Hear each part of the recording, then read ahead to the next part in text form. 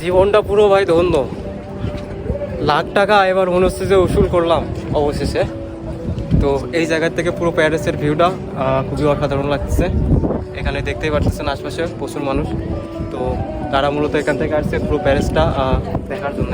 তো আমি এই জায়গাটা সেভাবে জানি না যে এটা কোন জায়গা, তো মানুষ দেখলে বুঝতে পারবেন এই জায়গা স্থানটা কেমন বিখ্যাত।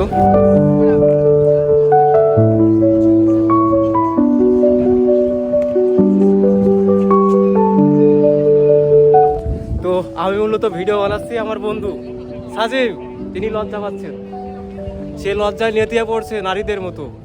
আমি আগাগোড়াই জানতাম লজ্জা নারীর ভূষণ, এখন দেখি না লজ্জা পুরুষের যে ভূষণ হতে পারে, এই প্রথম আমি দেখলাম।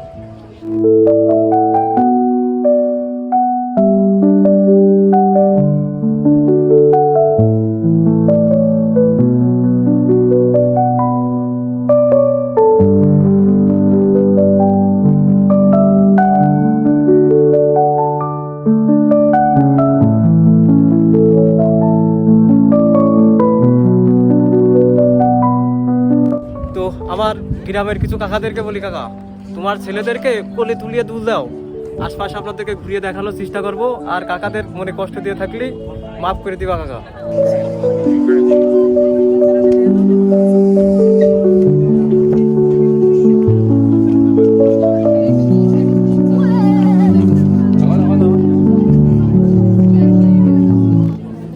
এমন একটা জায়গা যদি আমার দেশে থাকতো তো টিকটকারে ভরে যেত। আমি এখানে আশপাশে এতক্ষণ ধরে আছে, তো এখনো পর্যন্ত টিকটকারে দেখিনি, টিকটকারের খোঁজও পাইনি। তো এখানে সবাই ছবি উঠাচ্ছে যার যার মতো, কেউ কারে বিরক্ত করতেছে না বা চিল্লাপাল্লা এরকম কোনো কিছুর ভিতরে নাই।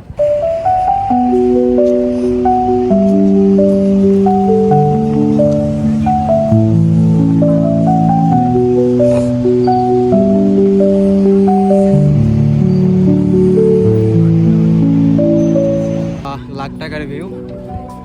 তো এই ভিউটা যদি না দেখতাম, আমি প্যারিসে আজ প্রায় 5 মাস ধরে আসছি, এখানে ফার্স্ট টাইম। তো এই ভিউটা খুবই মারাত্মক লেভেলের সুন্দর, যেটা আইফেল টাওয়ারের কাছে যাইও আমি পাই নাই।